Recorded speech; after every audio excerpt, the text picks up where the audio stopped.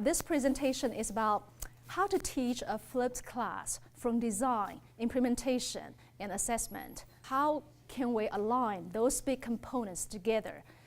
It doesn't mean that, well, if you don't have experience about flipping a class, this workshop is not about how to do it right away, but I hope it can give you some ideas to help you think about whether it fits to your need, whether it's good for your course. It may not fit every course, but let's contribute together, let's work together to see whether you can take away some ideas. And in this presentation, I'm going to share some best practices, not only at OU, but also in other institutions as well. And then we're going to reflect what works well, what doesn't work well. In particular, I would like to highlight three or four courses at OU. Those faculty members, where our faculty members have tried some in their class. Does it work well? What can be improved? What kind of support they need? And then last but not the least, I would like to take questions. I would like to work with you together, because it will be very boring if I do my own talk. So I would appreciate if you can work together with me so we can do this presentation together. What is a flipped class? In a sentence, it means it's a 100-degree shift. So specifically, it means students teach themselves content at home. And then when they come to the class, the faculty members do those higher order activities to help students either internalize or digest the content. It seems easy, right? But that's not the reality, right? How can students to teach themselves content at home? If they can do that, do they need us anymore, right? It's obvious. If they can do it effectively, they may not need us anymore. So students need to learn content at home, and then when they come to the class, faculty members provide activities for them to internalize or generate more ideas, to do problem-solving skills. Pedagogically, when we talk about a flipped class, pedagogically, we can look at learning in multiple levels. Well, this is a very famous Bloom's taxonomy. It says learning actually occurs in different levels. The lower level is the foundation. For example, students need to understand the content. Students need to remember facts, procedures. They need those foundations. So it's very, very important, right? But beyond knowledge level, students can apply the knowledge, they can summarize the knowledge, they can create something, they can synthesize something. Those skills involve higher order thinking. They need to critically either evaluate information, retrieve information, and then use information effectively. So learning occurs in multiple different ways. When this Bloom's taxonomy applies to flipped class, we would like students to understand and remember content at home. And then faculty members do the higher order thinking learning skills in the class. So how can we do this? This is the challenge. Before we move on, I would like to ask our faculty members here, what will you do? What will you do in your class? If you ask students to read something, to do something at home, how effective or is it realistic, to use the flipped approach? Anyone? But, I think there are ways you could get them at least to do the assigned reading fairly simply. I use D2L's online quizzes. They just have to answer some multiple choice questions online before they come to class.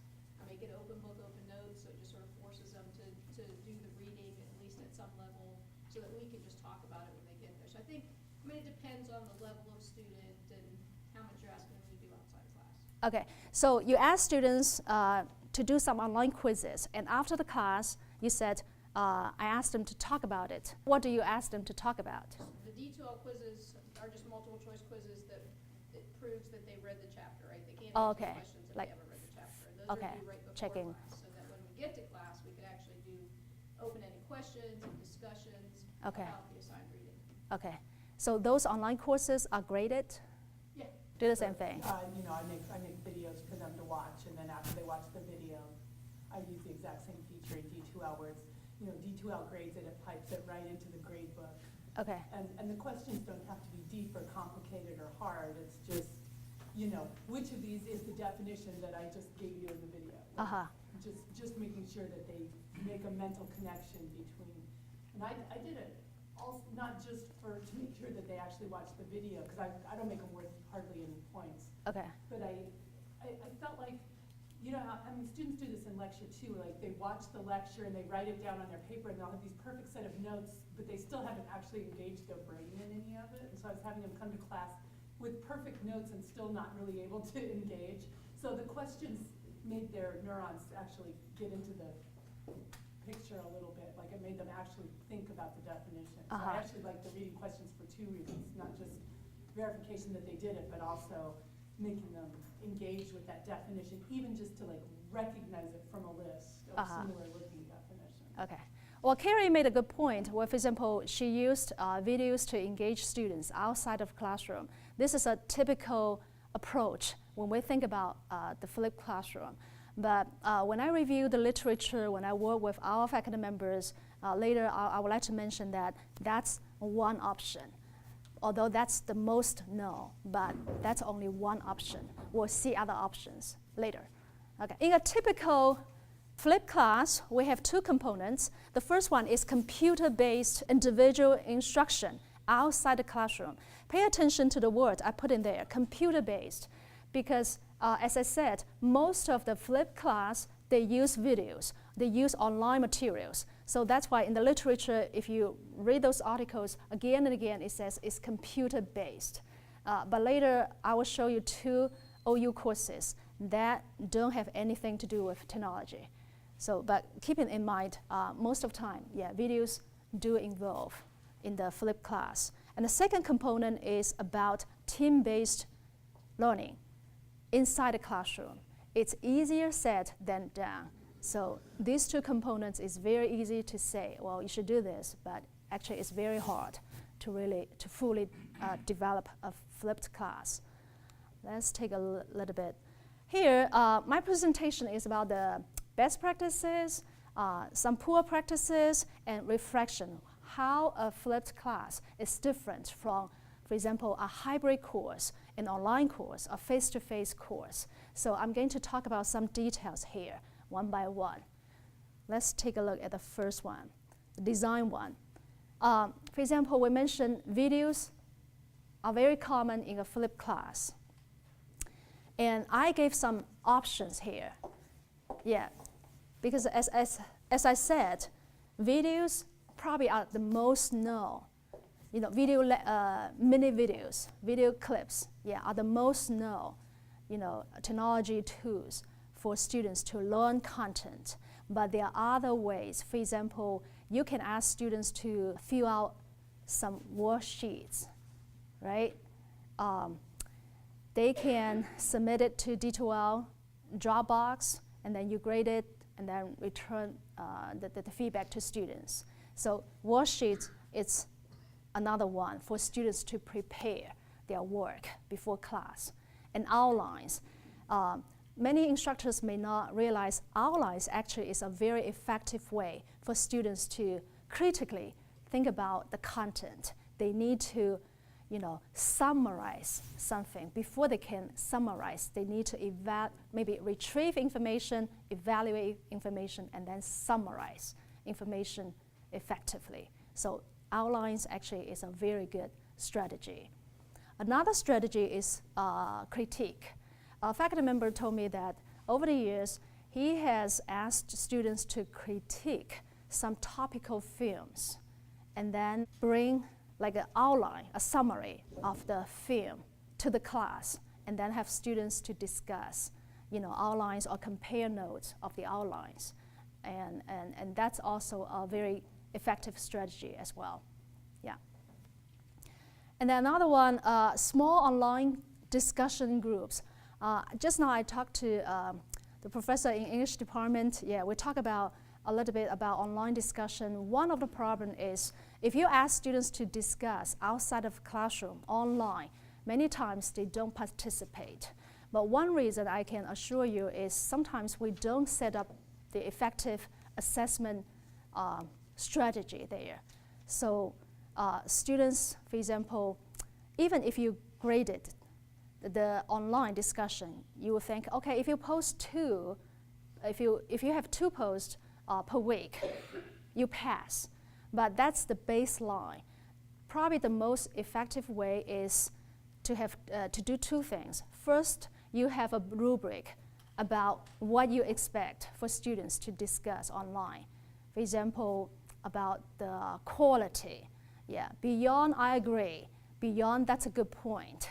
Yeah, specify why you like this idea, why you disagree. So this is the first strategy. And the second is your digital presence. It doesn't mean that you have to reply every single post, but just handpick a few posts and participate. Yeah, once in a while will help. And depends on how big is your class. For example, when I taught online, if I have students more than 30 or even 15, like graduate course, I divided them into smaller groups. And I model online discussion for the first 2 or 3 weeks. And then I assigned students. After that, I knew my students, and I began to assign student facilitators to continue to facilitate the discussion for the rest of the semester. Yeah, so students take some ownership. So for a flipped class, you can also do ask students to do a little bit small online discussion before the class. You kind of need to set the stage so that students don't do everything they want or they don't participate at all. The next one is very common, quizzes. Quizzes, well, many instructors have biases about quizzes. When quizzes are used effectively, actually, they are very good. Well, remember, just now we talked about, let's go back. We talked about Bloom's taxonomy. Lower level of learning is knowledge. Actually, the quick way to assess whether students understand, remember, quizzes is a very effective way. It's quick and fast. So there's nothing wrong with quizzes. Something wrong is that we only use quizzes for every level of learning. For example, when we move up, we still use quizzes to assess higher order learning. So then that's not good. Yeah. So my perception of quizzes is not because it's wrong, it's because we use it all the time for everything. Best practices when you think about flipping a course. The first suggestion I would like to make is making videos takes a lot of time to prepare. So I would suggest that you look for some fun videos from YouTube, from open resources. Look for those resources and then try to use them because it's just time consuming. And when you use videos, think about whether it fits your need in terms of whether it's good quality, whether it has transcripts. But beyond that, think about whether a video can serve multiple purposes. For example, instructors, many times they will think, I like this video, but I don't like this statement. I don't like this 10 seconds. What can I do? I don't think this 10 second is right. It should be something else. Again and again, I told faculty members, how about use this piece of video as an assessment tool? For example, if I ask students to review this video outside the classroom, I could design an activity. For example, find out 3 things that are not in line with chapter 2, right? So first of all, I don't need to make a video about right things in my field. Second, I provide an opportunity for students to critique the video. Third, students have to bridge from the video to the chapter reading. So these kind of activities can save a lot of time and is also effective as well. Yeah, so fun videos are actually very good. Next one, Video is not the only option. Try to diversify delivery of content. We mentioned multiple ways. For example, short videos to ask students to learn something. We can also ask students to read in a chapter. Everyone knows that. We can also ask students to critique a topical movie. We can also ask students to write an outline. So we mentioned some of the strategies to engage students to learn content.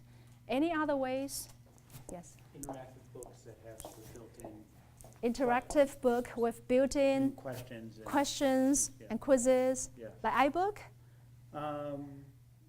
Maybe, but I mean, so I just started using a book from Ziante on computer programming, where it actually has a textbook, but it has then fill-in blanks and things like that. And Okay. I can see what they actually do. Wow, that's good. So I assume there are lots of things Yeah. coming out, right? Okay, that's great. Thanks. Okay. Laboratory simulations. Laboratory simulation. Can you tell us a little bit more?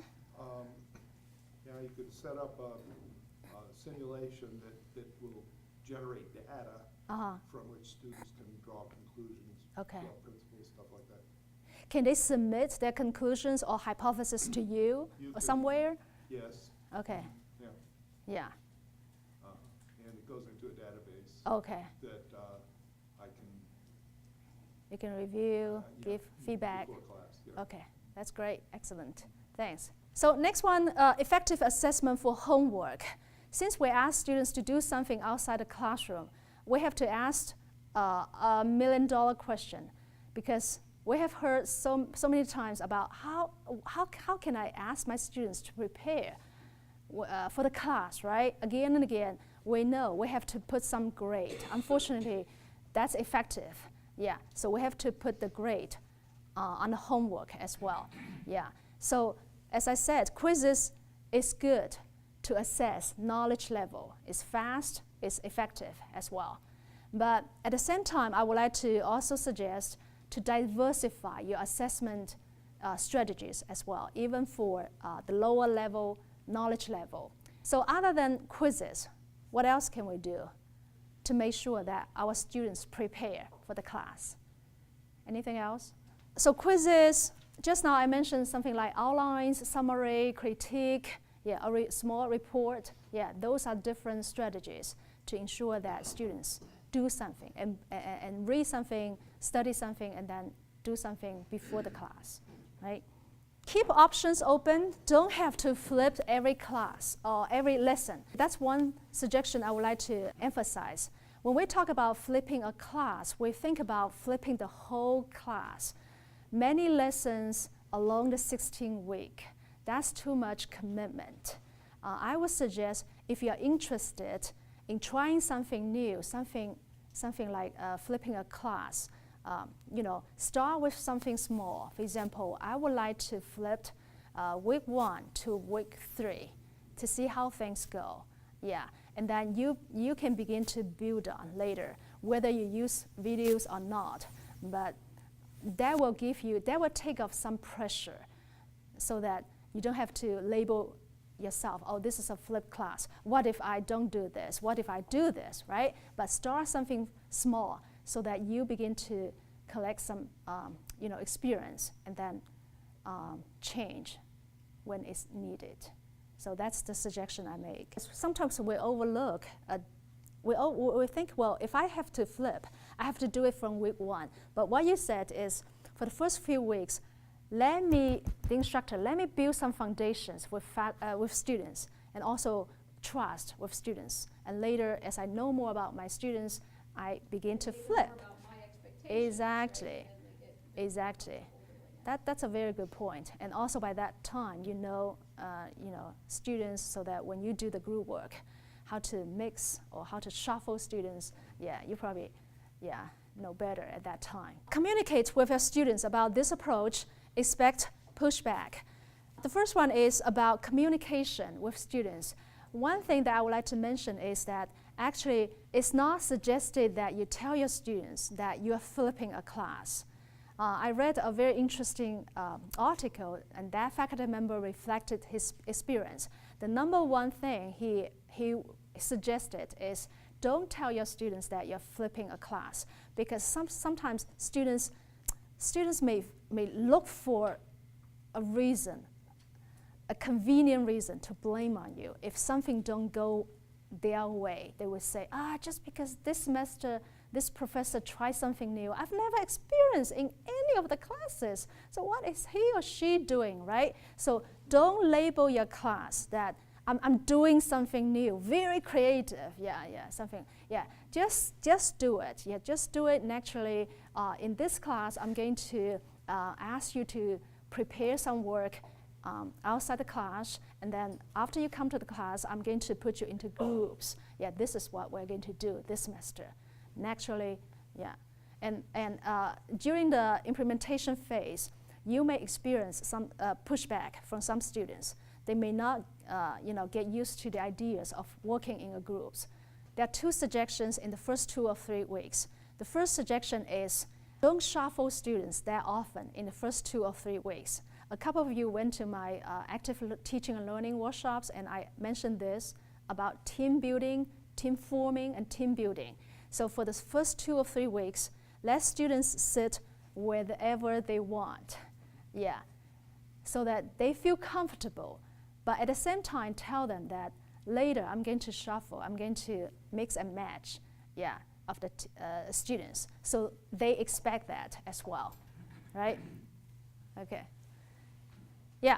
So as I said, just do it. Just like Nike basketball, just do it. All right. So let's talk about what we can do in the class. So students prepare their homework. We assess their learning, either quizzes, either outlines, summary. Now, supposedly and expectedly, they prepare something and come to the class. What can we do as an instructor? So some instructors would bring the whole class together and do a quick review. For example, a faculty member who is teaching a flip class in the math department, this is what, when he and I worked together, he said, do I ever lecture again? And I said, probably no, but it depends. But first of all, let's talk about, students prepare something, and when they come to the class, is it good to do a quick review? For example, that instructor uses worksheets, right? So he could tell which areas students still need time to improve. So I made a suggestion. I said, let's do a 10 minutes review, 5 to 10 minutes review every time your students come to the class. Only highlight those areas that students struggle with, not everything. Because if you try to cover everything, then you lecture again. So what's the point of flipping, right? So highlight a few points. Highlight students' errors as a class before teamwork. For some students that they still struggle some areas, encourage those students to take the worksheets, for example, take the worksheets to the office hour. So that's another way to balance how much you would like to cover. Number 3 is, I think it's very important, because when after we flip a class, sometimes we have a gap. We don't know what to do. As instructors, we like to talk. We are used to talk. We're good at talking, right? We're good at those things. So after students come to class, well, we don't have so much content to cover. So what can we do? So one strategy is to try to diversify, student engagement strategies. For example, the most common way is to do critical questioning. I ask questions, you respond, and I engage you more, right? This is one way. Every faculty member is doing this. But there are many other ways to engage students. As we mentioned before, there are many different things. For example, debate, peer review. Peer review actually is a very good strategy. and I don't think it's fully used. Peer review, it doesn't mean peer review of a finished product, but it could be peer review. For example, last time when I did a training in the core, we had an activity. So I wrote some questions on the whiteboard, and then faculty trainees had to do what they were asked to, right? And during the process, for example, Group A could, if they had questions, Group A could go to Group B and ask for some suggestions, and then come back to continue to develop their project. Or several groups, they could select an expert student, and then that expert student can go around, different groups to provide feedback, and then bring it back. If the student expert, has questions, they can talk to the instructor. So peer review, think about this, is actually a very good strategy, to engage students. So how can we use a survey in the class? I'm not talking about a very lengthy survey. I'm talking about a quick, team-based survey. How can we use this strategy? For example, if 4 of us are in a group, can we do a survey? Can we do a survey about a piece of content that we learned at home? Highlight misconceptions. Okay. If there's something commonly wrong, survey and discuss the results. To have a survey to discuss misconceptions. Is that what you said? Okay. We'll use the survey to identify the misconceptions. Oh, okay. There are 2 sides. Okay. So use surveys to identify misconceptions. That's a great point. Yeah. So surveys can help students to identify, the gap, or the misconceptions, among the students. They may think, well, for example, after student A watches this movie, they will think this is what I come up with after watching the movie. But the other student can think something different. So if you ask student A to interview or to come up with some survey questions for student B, then they can check the perceptions quickly. Shuffle teams after 3 to 4 weeks, so allow students to be in their comfort zone, and then later shuffle the teamwork. So the next one is effective assessment for in-class participation. Remember in the Bloom's taxonomy, we talk about knowledge level and application, synthesis, creation level. So this is the point that in the class, if you haven't done this, think about diversify your assessment strategies for the teamwork. Now you ask students to do teamwork. How are you going to assess their individual contribution, their team contribution, right? How are you going to, assess whether they participate effectively? For example, let me ask you a question.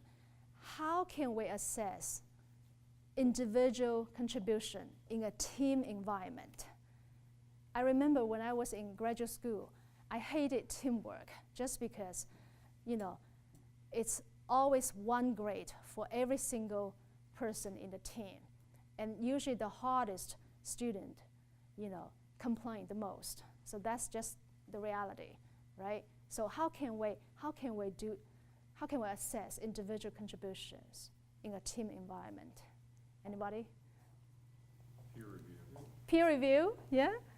Use clicker questions. Or clicker questions for individual contribution. So my name will be on the screen, and then you can put a grade. I don't put their names on the screen. Okay. I just gather their data. Sure. Okay. And Darren, can you tell me a little bit about peer review for individual contributions? Well, again, the one time I've tried this a little bit, so it's totally flipped, and then you're asking them self-assess anonymously. Self-assessed. Well, how First. much they contributed versus their perception of their peers' contribution. I'm always amazed at how catty and nasty they can be to each other at times. But yeah, I'm amazed. If you do that once a week, and you're holding it back, groups to see it more effective. Okay. Times I was doing it, the groups were actually working on larger projects that built into something, but they assessed twice during the year. They were Okay. fairly consistent about their honesty and Okay. So your final grade will be based on self-assessment, peer assessment, and instructor assessment. right. It's almost like 360 degree. No. Almost. Yeah. Okay. That's good. I've actually played around a bit with doing peer evaluations that are not anonymous, just because it's too easy to hide behind it and be ugly. And what I've done is there's an assigned leader in the team that rotates with each deliverable, and the leader's job is to assess the other members of the team by assigning Uh-huh. weight. Right out of 100, you have to distribute the points to the team members, and you have to tell them one thing they did very well, Okay. and one thing they could improve on. So you can't just go, everybody was great. Yeah, that's a And, good point. that actually, I mean, it was an uncomfortable exercise for the students, but I thought it was much more valuable than anonymous peer evaluations. Okay. What if a student gets negative feedback in every group? For example, in three groups already. What can you do with that student? Well, my rule is if they get lower than, X% in the peer evaluation, the whole team has to come in and meet with me, and we have to talk about how Okay. they're gonna sort of get more equal contribution. Okay. Sometimes Gotcha. people, sometimes students are just very content to be the slacker in the group and. Yeah. I would like to talk about number 5, student contract, a little bit. So when it comes to assessing student learning, student contract actually is an easy strategy to implement. If you search Google, there are some templates from other institutions. So what is this student contract about? Is like, for example, student need to sign a contract to promise that they will participate in the discussion, they will prepare for the discussion before the class, they will be punctual for their work for the team. So the students sign something as a group in the first 2 or 3 weeks, and then later when they shuffle to another group, you could either ask them to re-sign the contract, a new contract, or just an overall contract for the whole semester. But this strategy asks students to, I think it's an effective strategy to students to commit to the teamwork. Another way to enforce that in a flipped class, team building, team development, group work is the norm in this class. Yeah. So what do you do with students who break the contract? Okay, let me tell you what a faculty member did. And I forever remember him because he told me something like this. He said, a group could vote out the weakest link. So if there's a group and then a student does not prepare for the class or cannot keep up with his work, the group can vote him out, and then that student can go to another group. Yeah. And then if the same student gets voted out again, and then that faculty member will fail that student. I think it's too harsh. Yeah. Personally, I think it's too harsh. Yeah. But I would suggest that, at that point, the instructor should communicate with that student. Yeah, that student. Yeah. Identify the gap. Yeah. To work with the first group, identify the gap, and then work together to help that student. Yeah. So that's one example. Student participation, it doesn't mean verbal. Verbal participation is one way. I think we should diversify students' participation opportunities. So teamwork, many times we think about a table discussion. Yeah, students sit together and talk about it. That's one way. Another way could be, right, for example, they sketch an outline and then share with the group. So sketching the outline probably weighs more than the verbal presentation of the thoughts. I'm kind of surprised that everything says team on it here, because what I've tried is when I've done my semi-flipped classes, we'll do a group activity. Well, start out with a Q&A on what they've done to address issues, then do a group activity, and then do an individual activity, with the idea being that the group activity is another chance for them to learn stuff from other people. But then the thing that gets assessed is the individual activity at the end.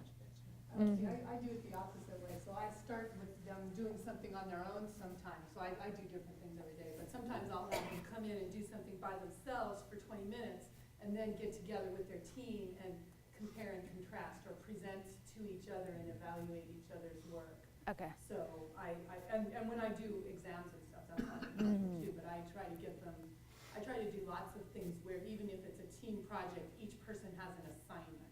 Like, you know, you do part one, you do part two, or, you know, one person is the presenter, one person is gonna answer the questions, and the third person is gonna do something else. I don't know, I can make it up, but you know, but I sometimes will do something really similar where there's an individual part, and then, so it's not all teamwork, at least what I'm doing is.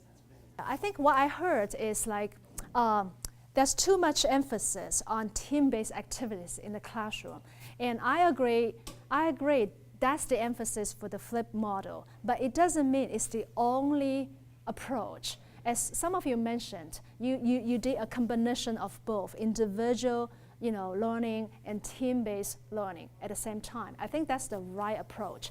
Well, the reason that I would like to stress that team-based activities is very important, just because for many times we are good at allowing students to think individually, but sometimes we need to purposely create those team-based opportunities for students. So that's why, so it's important. And also think about this, after we flipped, we give students some opportunities and space to learn something individually outside the class. So that's why we would like to balance out a little bit, in the classroom. So that's the reason. And I would like to go back to the question we talked about just now. So in terms of whether we assess knowledge or we assess participation, I think it's a whole package. We need to assess both.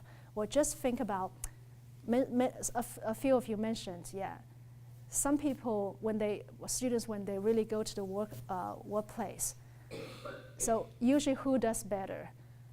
An expert or a person with high EQ? Ideally, it's an expert in certain domain area with high IQ, right? So this is the opportunity, I think. Teamwork is the opportunity for students to know that there are so many different types of students and people out there.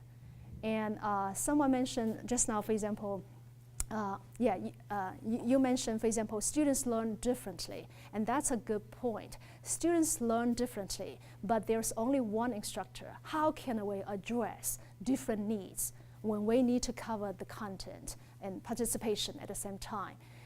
Actually, one strategy is to diversify your delivery of content, delivery of assessment strategies, delivery of, communicating with students. For example, Darren also mentioned, for example, you can ask students to deliver A.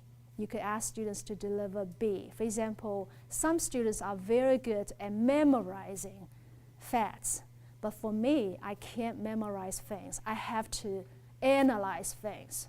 And sometimes I'm good at writing a paper, but for Yan, a graduate student, she's very good at concept mapping, right? So if I, as instructor, only ask students to write papers and papers and papers, will leave out students like Yan. But if we, for example, project 1 is about writing a paper, project 2 is about summarizing and coming up with a concept so we can reach students like Yan. So assessment is about, different ways, provide students different ways to present their thoughts. So not just a single one. Oh, it's fine. I was just Okay. going to agree. I mean, I've had some students that just came up to me one day and said, do you think that maybe we could do some individual work first? Because when I'm in a group, I'm more, they tell me I'm more of an introverted person and I need time to kind of think. So I started mixing it up a lot more. So we do some individual work to see if they can reflect on their own knowledge and how well they're solving problems. I would suggest to do a midterm evaluation and then encourage students to bring their modest points to your office hour. Let's talk about a little bit about midterm evaluation. A faculty member told me this semester that he did 2 quick surveys last semester. The first one is in the first class of his class, he asked students, what could I do to help you learn in my class? I'm going to do A, B, C, but how can I help you? What can I do to help you to learn better in this course? So students gave him some feedback. He summarized them, categorized them, and showed the class the top 5 categories that students needed for his class. And after that, he continued to visit and check with students, but he also did a midterm evaluation. He said he got the best evaluation ever in that semester. Yeah, just because he purposely collected feedback from students, and students, you know, saw the effort as well. Yeah, saw the effort that that faculty member was trying to reach to students, help them learn better. So I would suggest don't tell students that you're flipping your class, but do give students an opportunity to provide some feedback. Yeah, either upfront or during the semester. Yeah, you know your class better, so you'll decide when is the best time. Right, reflection, we covered some of them already. I would like to mention number 6. So instructor's role in a flipped class. Facilitate the discussions and the activities well in the class and support students outside the class. Let's talk about the support outside the class. So students, we ask them, we expect them to learn the content, you know, outside the class. So we can support them, you know, in the office hours. We can answer some questions or emails. Are there any other ways that we can support students when we flipped our class? Any? Terry, how do you support your students in your flipped class? Well, I don't know. Yeah, I mean, they definitely come to office hours. And you know, there's emails and things like this. One of the things that, this isn't me, this is just that happens because they know each other so well. They work together. Like, so this morning I got in at 8:30. My office hours started at 8:30, but there were 2 people already there. They weren't just sitting there half asleep waiting for me like you might expect students at 8:30 in the morning right after spring break. They were working. They were talking to each other. One of them was showing the other one what they did on this problem. The other one was saying, yeah, but what is, you know, so I came in, office hours had already started without me. And so that's not me doing supporting, but that's them supporting each other. That's just a result of something that's happening. Okay, so students supporting each other, that's my number 5. Build peer accountability, yeah, inside and outside class. Yeah, by doing that, again, I would suggest that instructors provide different ways of delivering the content, different ways of assessing the content as well. So just don't use one strategy. And I would like to share a personal experience. I remember when I had my undergraduate education in China, I was like straight A student, but I failed educational psychology course in one semester. What happened was the instructor had multiple choices and fill in the blanks throughout the semester, but I was terribly bad at that kind of assessment.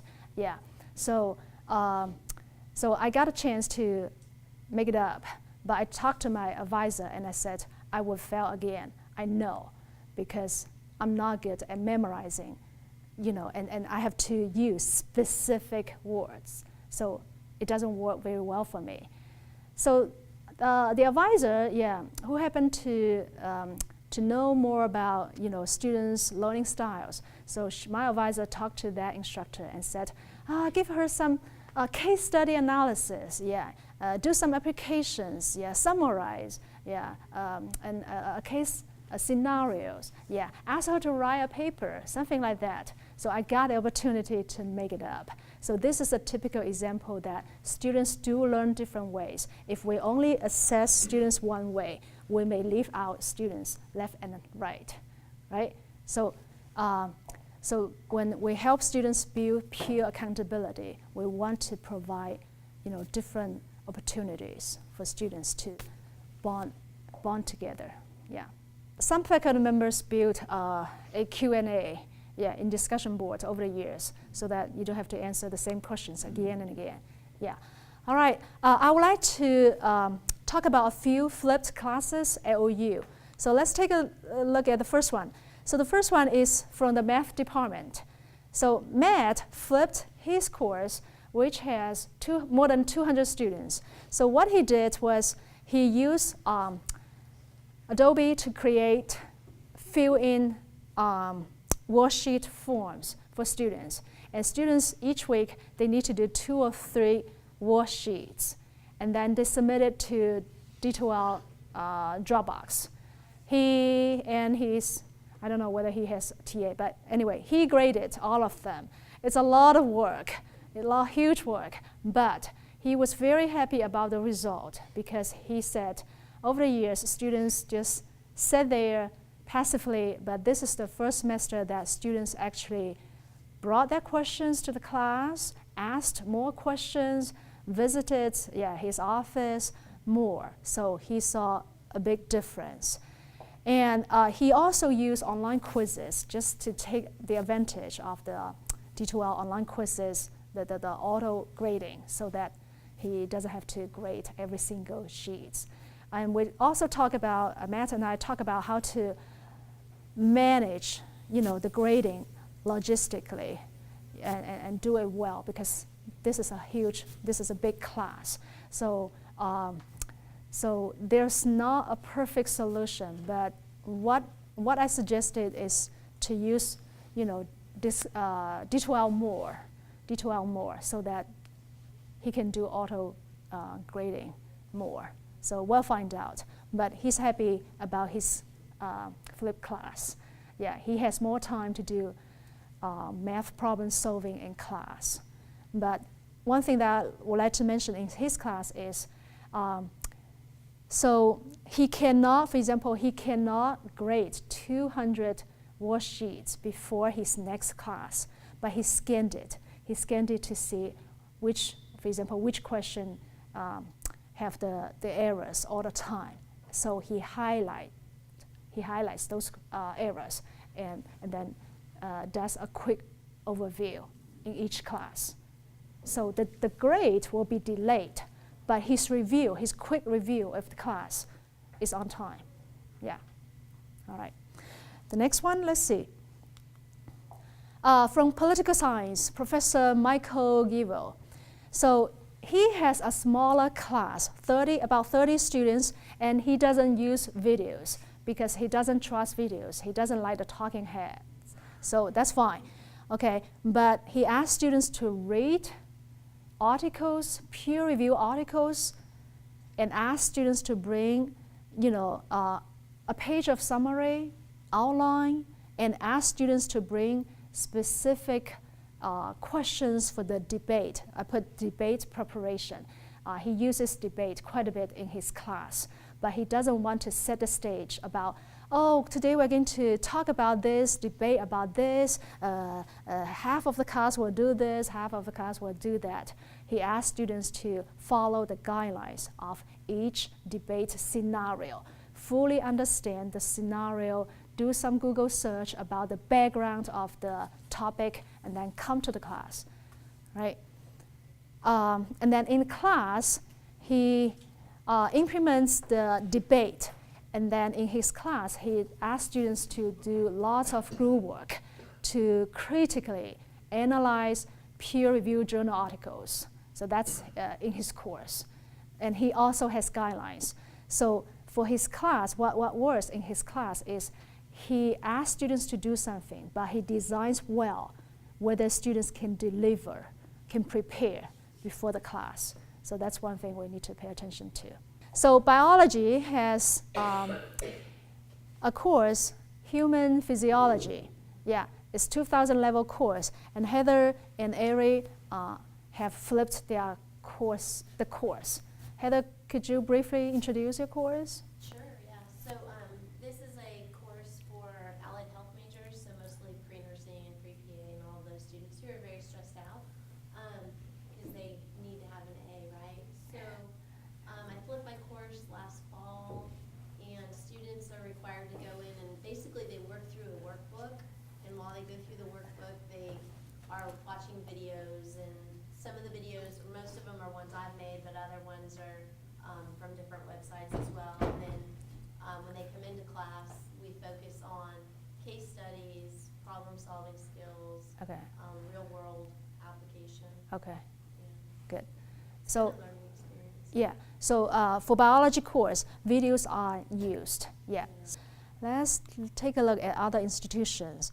So there are two kinds of efficiencies that are bought by recording the lecture on video and then giving it to students beforehand. And those two efficiencies are, first of all, the lecture is cut down from about 50 minutes to between 12 and 24 minutes. So from a quarter to a half of the amount of time that it would usually take to convey that information. That's the first one. Obviously, time is just saved that way. The second one is, at the pace that I move in class, some students get lost, while some students are really bored moving through the material. So this way, I'm free to speak at whatever rate I wish, as long as it's clear and coherent. And then students, if they haven't caught all the information or they want to slow down the video or go over something again, have the liberty to do so, something they could never have done in the actual live classroom. So here's the formula that we apply to make the flipped classroom work. As you know, students have already watched the video before they come into class, so the moment that we start class, the students complete an open note quiz based on the content from the lecture to encourage their note-taking during that video. After that, they start on the first of two group exercises, where they form together as groups, they assign themselves roles, and they're given a discussion question that promotes creative and/or critical thinking, and then write as a group their answer on their discussion board. I get to circulate during that exercise and speak with all the groups, speak with members who may be confused or people who have really great ideas, and during that I identify a couple of groups that I want to come down and record their responses.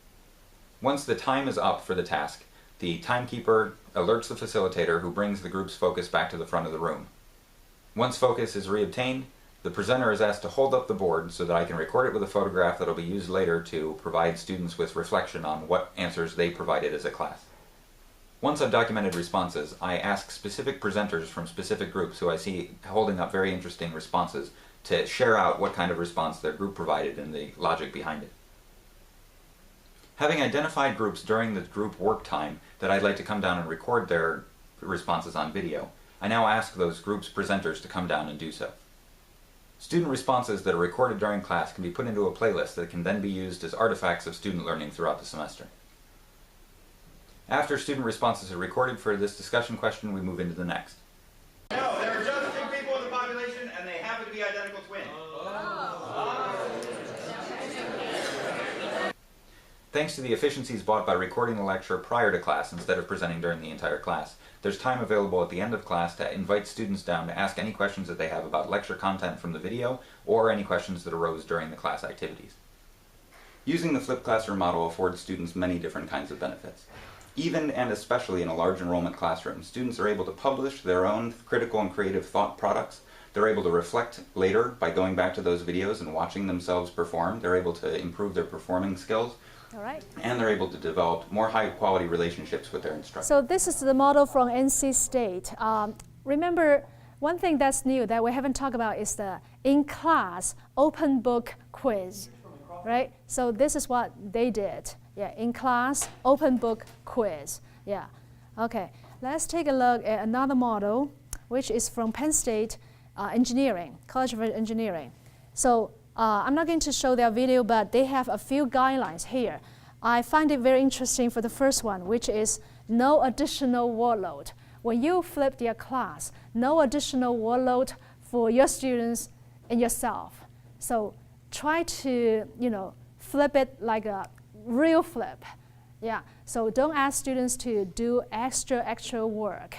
Yeah. So find that balance so that students don't blame on the new approach right away. All right, and the second one is experiential learning in class. We talk about this. Yeah, give students more opportunities to participate in groups.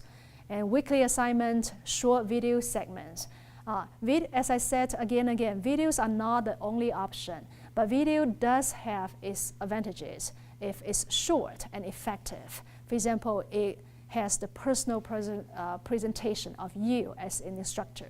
That's one advantage. And second, students can replay it again and again. So just don't rule that out. Yeah, if you don't like videos, but don't rule that out. It has its strong advantages as well. All right. I would like to show the last video, what a flipped class is not. And I may agree on something. As a flipped classroom teacher, I've seen lots of misconceptions around what the flipped classroom is and what the flipped classroom is not. So, rather than discussing what the flipped classroom is in my practice, I'll discuss a list that most flipped classroom teachers can agree the flipped classroom is not. So, let's get started. The flipped classroom is not the Khan Academy. While the Khan Academy is an excellent resource for use in and out of the classroom, the flipped classroom is special because classroom teachers create the videos to suit their students' needs. We want students to be active in their learning, not droids sitting in front of screens getting a lecture from someone halfway across the globe. The videos are an extension of the teacher and help create a strong relationship between student and teacher. The flipped classroom is not a replacement of teachers. This couldn't be further from the truth. In the flipped classroom, the role of the teacher is more important than ever. There's no sitting at the back of the class reading the newspaper and having a coffee, as much as I'd like to sometimes. In the flipped classroom, the teacher is active all day. Teachers get a chance to work with every student, every class. The flipped classroom is not all about the videos. Yeah, videos are the backbone of the flipped classroom, and I am hoping one of these days to produce a video that goes viral and perhaps appear on Ellen. However, it is the flexibility the videos provide that is the true benefit. Teachers now have additional classroom time where they can develop rich learning activities to extend their students' experience. The flipped classroom is not the silver bullet. The flipped classroom does not solve all that is broken in education. If it did, I'd probably be filthy rich. It's just one tool to increase student learning. Inflexibility, lack of classroom time, and student-centered classrooms are problems that I feel the flipped classroom helps solve. The flipped classroom is not a one-size-fits-all teaching approach. Each flipped classroom teacher develops an approach that works for them and their students. As an example, some teachers have students watch the videos in class, some students watch them at home, in a car, on a bus, on a plane. It's turning into a Dr. Seuss book. And some even get the students to create the videos themselves. The limits of the flipped classroom are only as limited as the teacher's imagination. The flipped classroom is not top-down. The flipped classroom is 100% driven by teachers. For the model to be authentic, it needs to be initiated and created by the teacher for the teacher. How often have we attended a staff meeting to be presented with the newest flavor of the week to never give it another thought? The flipped classroom is a flavor teachers want to do because they believe in it. And it's delicious. The flipped classroom is not a teacher holiday. The flipped classroom is anything but a holiday. The amount of time that goes into creating quality videos and activities is second to none. In the classroom, teachers are no longer spending their time lecturing. Instead, they're constantly interacting with their students, inspiring, observing, and as we all know, sometimes prodding. The flipped classroom is not easy. Students have been in the traditional model of school for their entire educational career. They like playing school. Some of them are very good at it. Now that we want them to play learning, it can be a tough pill for them to swallow. And lastly, the flipped classroom is not all about students watching videos for homework. It's about students using videos when and where appropriate for their learning journey. Many of my students find that they use their classroom time so effectively they rarely have homework. And believe me, they love this. Now they have time for things that truly matter to them, like Twitter and Facebook. These are just a couple of things I think the flipped classroom is, and the flipped classroom is not. All right, well, this is my presentation. A couple of things that I would like to summarize. First of all, diversify your ways to engage students in the class and diversify the way you engage, you allow your students to learn the content outside the classroom. And the second thing I would like to mention is flipping a class doesn't mean you have to flip the whole course all of a sudden. Yeah, start something with small, try something a little bit small, and then continue to support students' need. The last thing I didn't mention earlier, but I would like to mention is communicate with your colleagues, your department head, because trying a new approach may not work right away. Yeah, it may affect your evaluation right away. What can you do? But by communicating with colleagues and department head, can create that space, that safety net. So, and also work with Center for Teaching Excellence as well. So together, we'll try something new and make improvement here and there. Thank you. Thank you for coming.